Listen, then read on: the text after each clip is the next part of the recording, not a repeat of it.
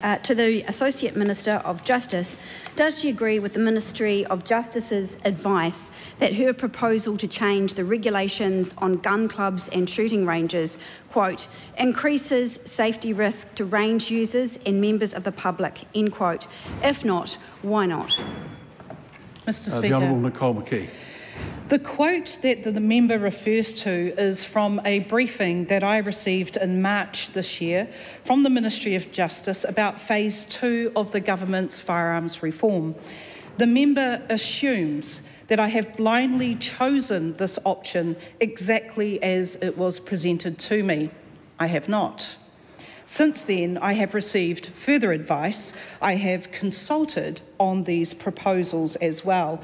This specific policy proposal was amended and is not included in the final bill that I intend to take to Cabinet.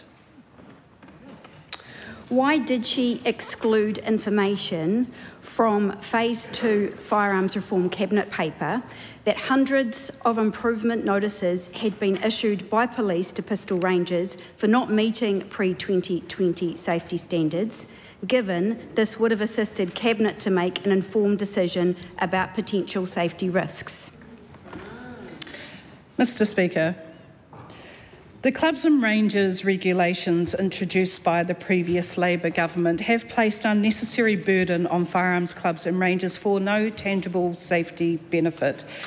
What we have ensured is that the consultation that was done under the previous 2022 consultation with New Zealand Police actually referred to some of the changes that we have made under the order in council.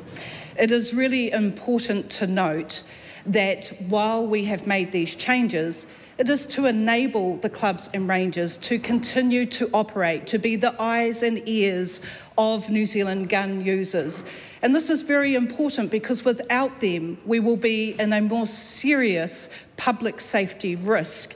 And that ultimately is what this government is trying to avoid. When Cabinet agreed, as per Cabinet Minute 0173, to amend Section 74A of the Arms Act, was the Minister of Police and the Minister and the Prime Minister made aware that this would give her the power to define what is a prohibited firearm?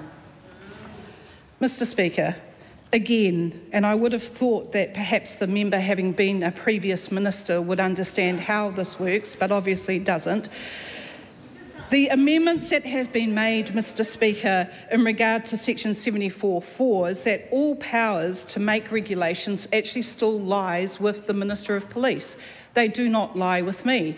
This means that the Minister of Police, in consultation with me and then with agreement by Cabinet, come to the decisions that we make. While it is still under the Minister of Police, he is the one that ultimately confers with police and makes the decisions in consultation with me. I do not have that power. The question is an important one, the issue is an important one, and the Minister will answer without any personal reflections of any type. And that would go for all other ministers as well. Honourable Ginny Anderson. Why is the Prime Minister not aware that changing the responsible minister under Section 74A would give her the power to determine what is a prohibited firearm? Mr. Speaker, I just answered that question by telling the member that I do not have that authority, nor do I have that power. It still lies with the Minister of Police. And while I don't want to make a personal inference, I think that perhaps maybe the member should listen to the previous answers. Point of order. Point of order, Ginny Anderson. Point of order. I have available, and it is publicly available, Cabinet Minute 0173 that specifies that Cabinet has given a change and instructed legislation to be drafted for Nicole McKee to have the power under Section 74A of the Arms Act to be the responsible minister to define what is a prohibited firearm in New Zealand. That may be true, but until it is in the law, it is just a draft. The Minister's answer is not incorrect. Another sup.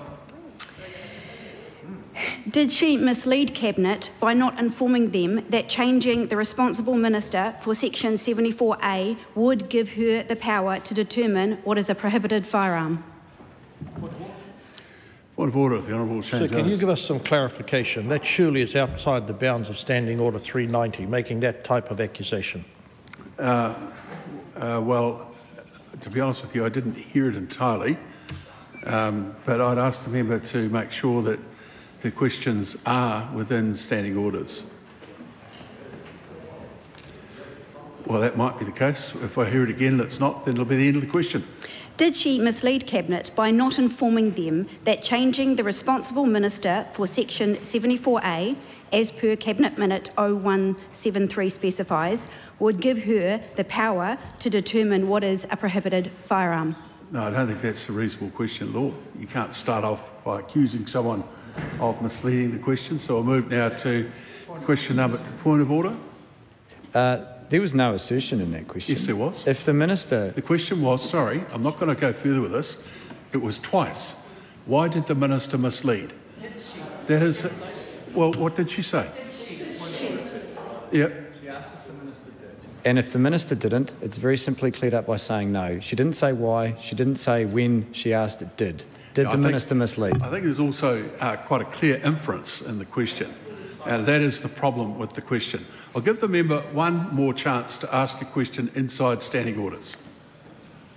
Is she confident that Cabinet was fully aware that changing the responsible minister for Section 74A, as per Cabinet Minute 0173, would give her the power to determine what is a prohibited firearm? 100%. Your mark's right on top of mine. Nicole McKee. Mr. Speaker, when making an order in council, we were specific about what it was that we were changing. When you have a look at Section 74, there is actually a large number of references that a person may be entitled to change. We did not go through every single one of them. What we did go through, Mr. Speaker, is what was the task at hand in the order in council that we were going to be changing. And that, Mr. Speaker, is what we will be presenting in a bill very shortly.